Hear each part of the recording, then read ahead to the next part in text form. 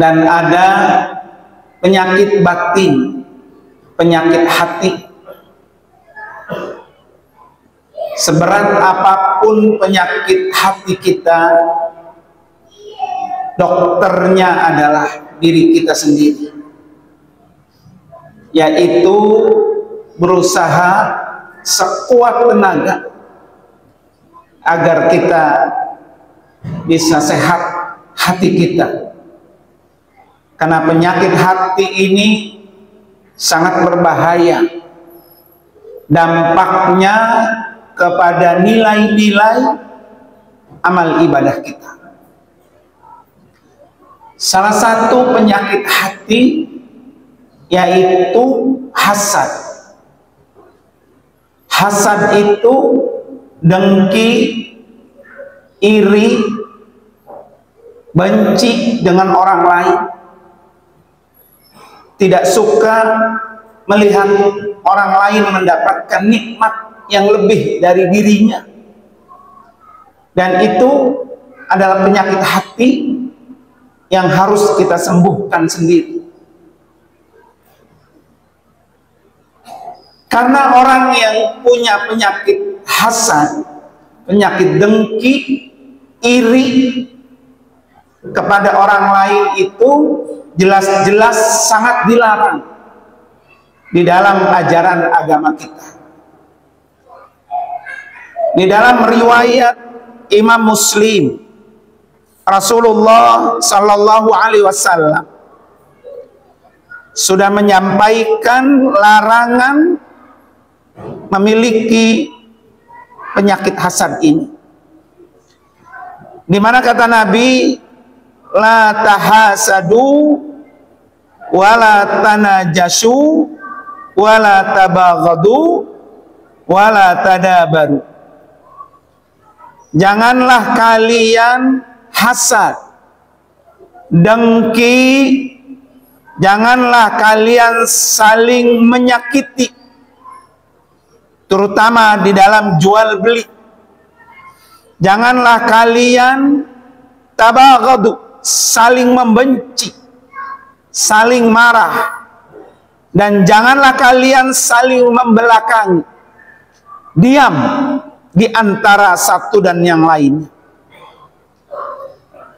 Kemudian riwayat lain yang diriwayatkan oleh Imam Abu Daud, di mana Rasulullah Sallallahu Alaihi Wasallam agar kita betul-betul menghindari, jangan sampai hati kita ini terkena penyakit hasad.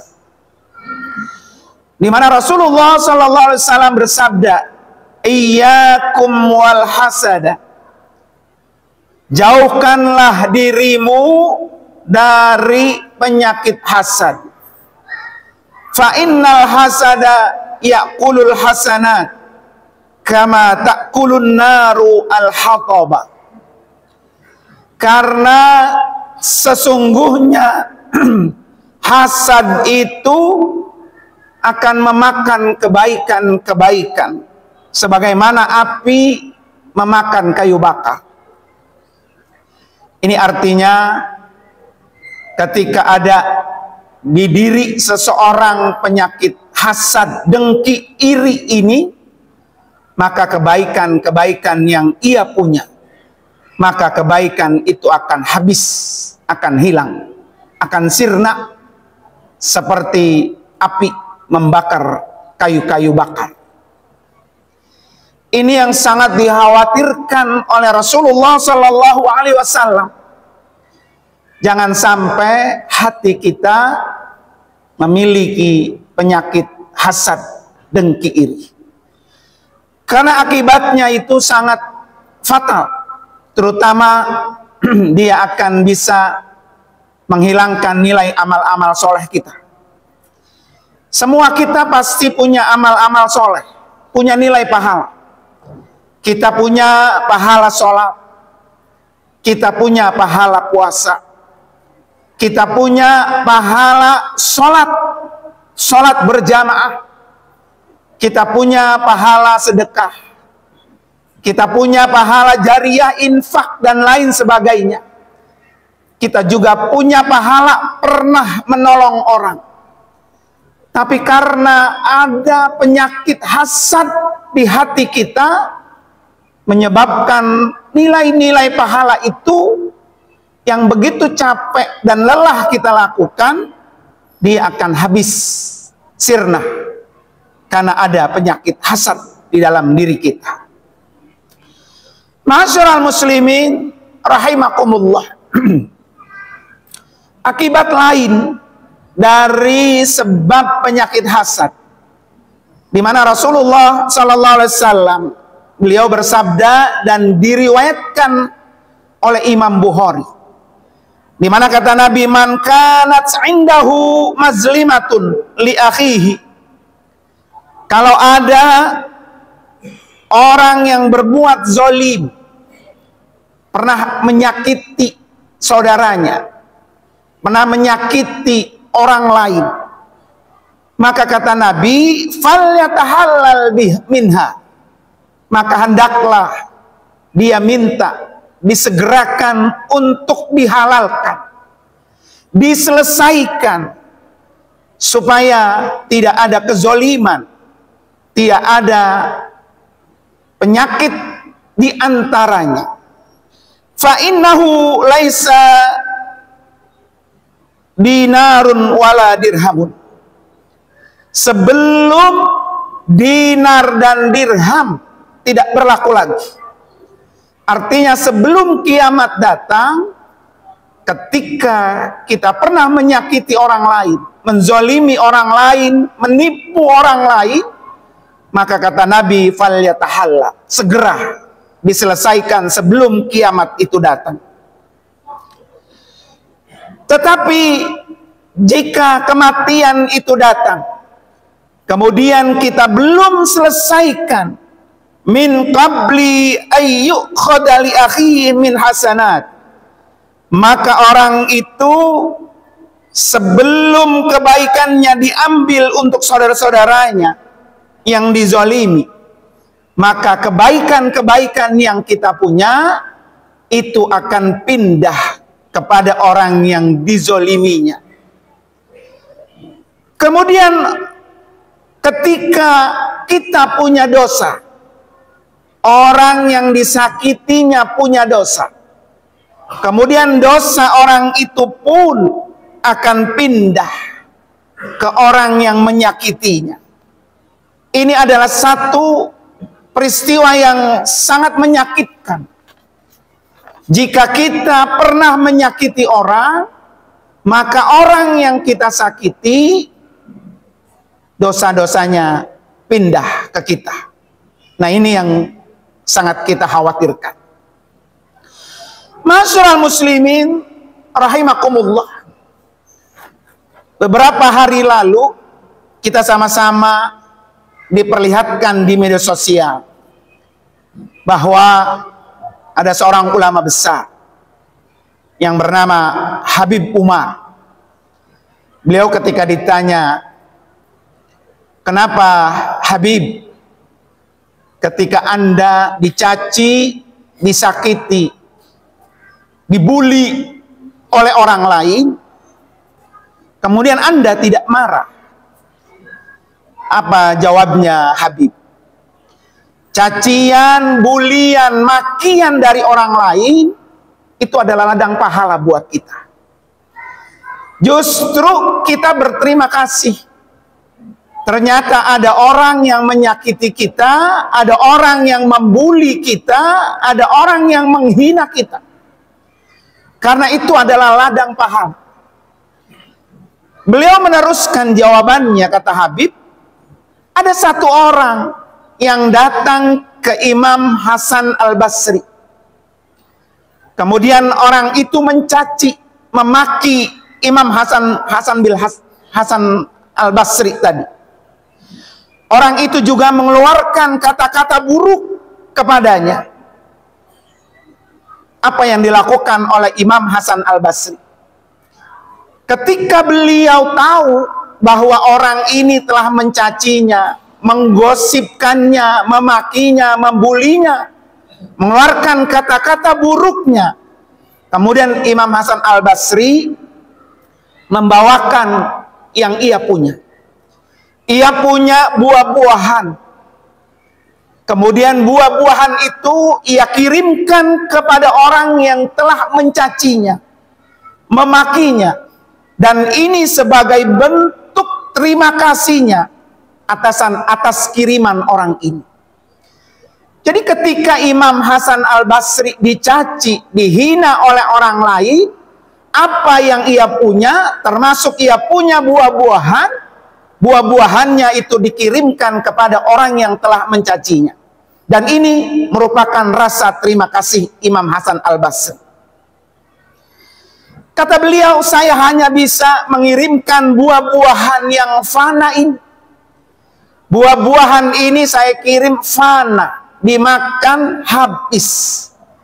Tetapi orang yang mencacinya telah mengirimkan kepada saya adalah pahala ibadah, pahala puasanya, pahala sholatnya, pahala amal kebaikannya, dan itu abadi, tidak akan pernah fana.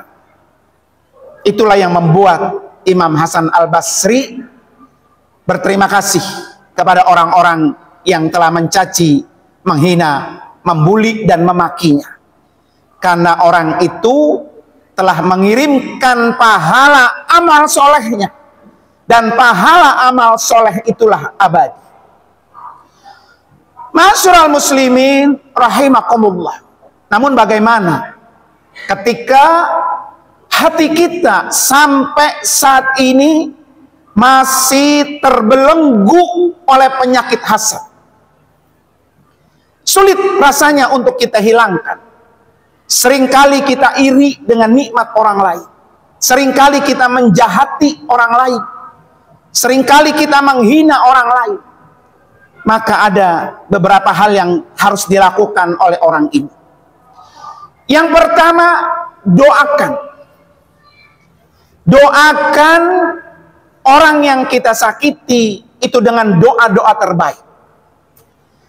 Karena mendoakan saudara kita dan orang itu tidak tahu kita doakan, itulah doa yang mustajab. Jadi doa yang mustajab itu adalah mendoakan orang lain dan orang yang kita doakan tidak tahu kalau kita mendoakannya. Itu doa yang tidak ditolak Allah. Yang kedua, doakan diri kita agar kita dijauhi dari sifat hasad itu. Apa doanya? Yang pertama tertulis dalam Al-Quran surah Asy-Syura ayat 10. Wala taj'al fi qulubina ghillan lilladzina amanu innaka raufur rahim. Ya Allah, jangan Engkau jadikan di dalam hati kami ada penyakit ghillah, yaitu hasad, dengki, iri, cemburu dengan nikmat orang lain. Ini doa langsung Allah yang mengajarkan. Doa yang kedua tertulis dalam surah Al-Falaq. Makanya kenapa kita disunahkan Nabi setiap kali kita tidur, kita diperintahkan Nabi untuk membaca surah Al-Falaq.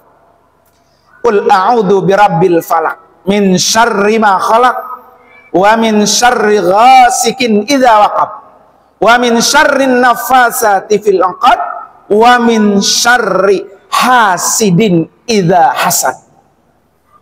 Sering-sering baca ayat ini, surah ini, agar hati kita bersih dari penyakit hasad.